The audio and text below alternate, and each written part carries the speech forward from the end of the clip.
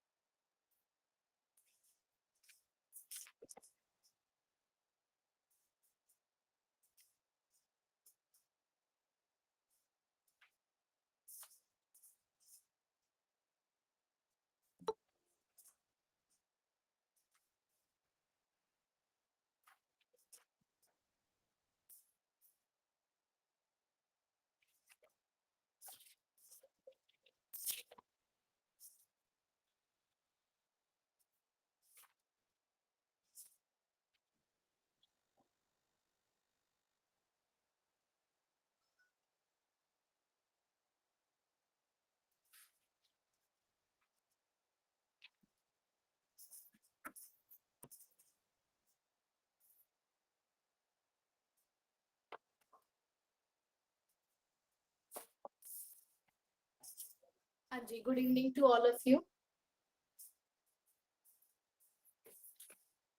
Good evening ma'am. पहले आज हम स्टार्ट करेंगे relation and function. Relation and function के बाद फिर मैं आपके डाउट्स लूंगी, ठीक है, सेट थ्योरी के। और टेस्ट आई होप कि सबको मिल गया है आज, है ना। आप अटेम्प्ट कर लेना आराम से। फिर एक दो दिनों में ही मैं आपका डाउट सेशन रखूंगी, क्योंकि 4 टेस्ट हो गए हैं, 4 इनफ है एक क्लास लगाने के लिए, ठीक है।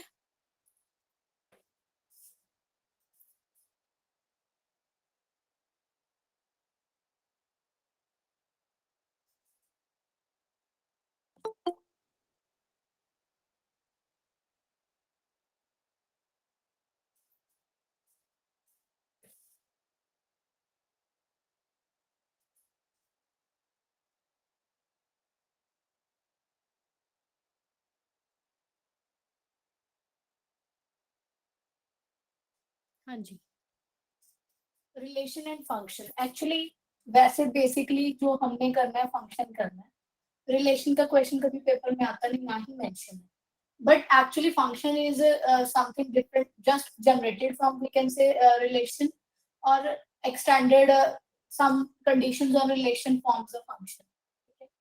रिलेशन के ऊपर ही कंडीशन लगा के हमारे पास फंक्शन आता है। तो थोड़ा सा रिलेशन को डिस्कस कर लेते हैं। जस्ट सपोज अभी हमने सेट थ्योरी पढ़ ली थी, अच्छा एक चीज और, एक हम कल वो डिस्कस कर रहे थे कि जो सेट है whether it is collection of well defined objects, सारे हैं यहाँ पे जिनको नहीं क्लियर था, नवदीप हो गया या at the end of the class discuss करो इसको। मैम कर लो अभी discuss. Collection of well defined objects, first option well defined collection of objects. ठीक है, ध्यान से सुनना जो भी मैं बताने जा रही हूँ। मैंने आपको जस्ट सपोज कहा कि best cricketer of India, cricketer of India, best cricketer of India की कलेक्शन बनाओ। ठीक है, जस्ट सपोज कि किसी ने एक कलेक्शन में रखा विराट कोहली, सचिन तेंदुलकर, ठीक है ये दो, और किसी ने रखा विराट कोहली एंड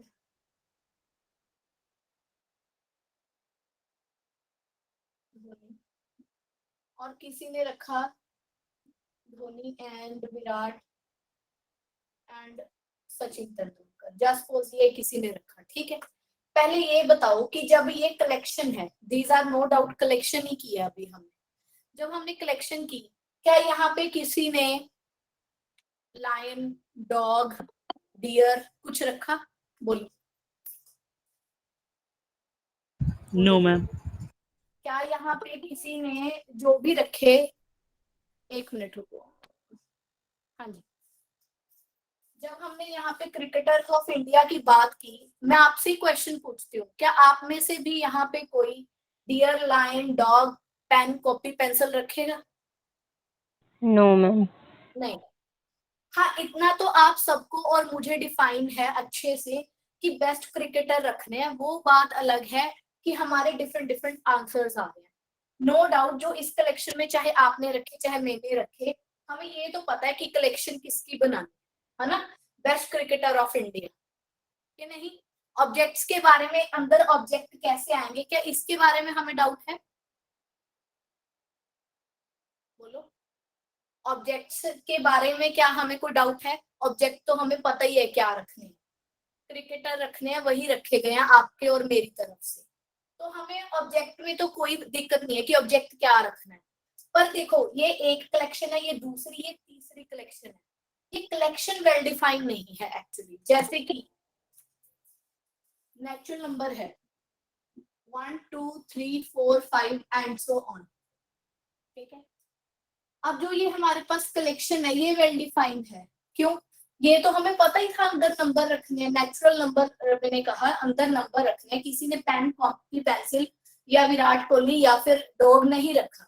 ऑब्जेक्ट्स के बारे में तो क्लियर है, बट सबका सेम आंसर आना चाहिए। जो कलेक्शन है, दिस कलेक्शन, किसी ने ये कलेक्शन बनाई, ये कलेक्शन अलग अलग आ रही है, कलेक्शन हमारे पास वेल डिफाइंड होनी चाहिए कि कलेक्शन जो हमने बनाई वो एक निकले, एक ही कलेक्शन निकल के आए। जैसे ये कलेक्शन है, ये एक ही कलेक्शन निकल के आए।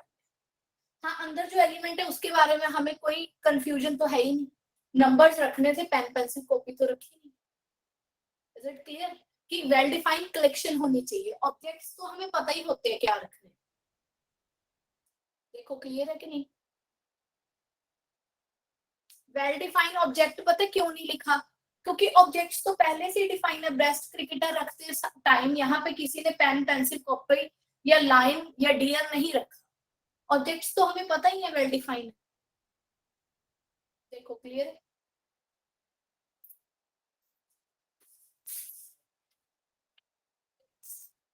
अगर नहीं सेटिस्फेक्शन तो बताओ। नो मैम ठीक है अभी। ठीक है,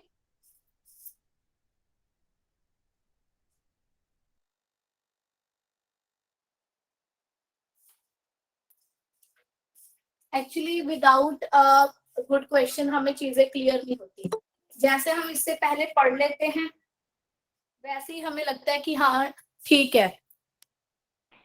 मैम ग्रुप में किसी का मैसेज आया कि मुझे ऐड कर लो क्लास में। हाँ अब जैसे आएगी, हाँ ठीक है ठीक है. So come to the relations.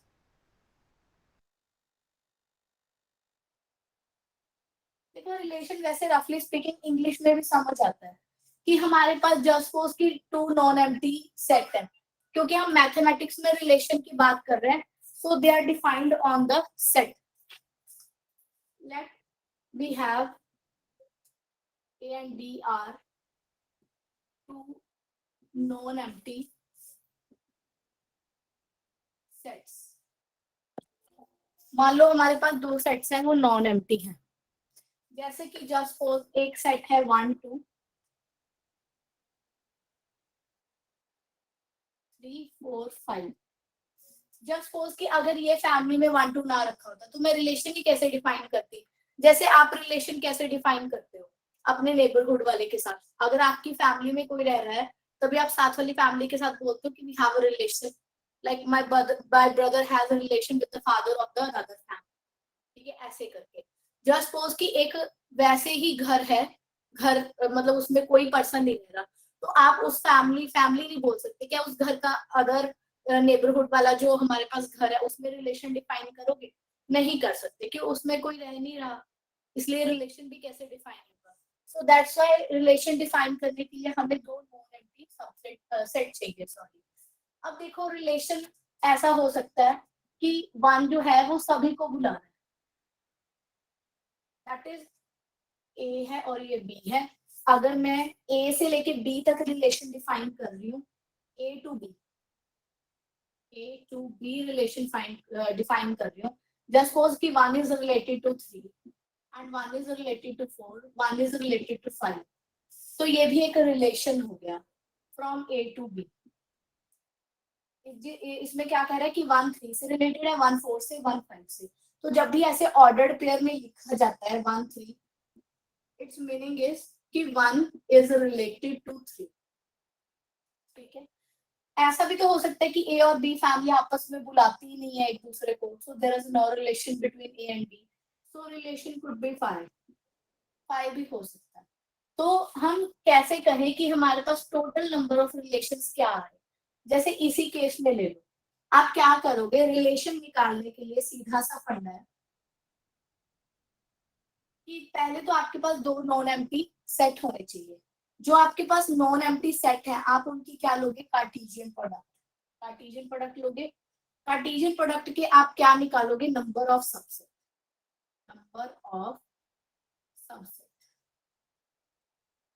Of A cross B.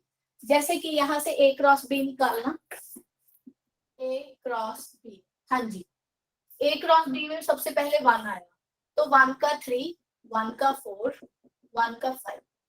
ऐसे 2 का 3 के साथ 2 4 2 5. ये हमने क्या निकाला? ए क्रॉस बी कार्टेशियन प्रोडक्ट निकाला.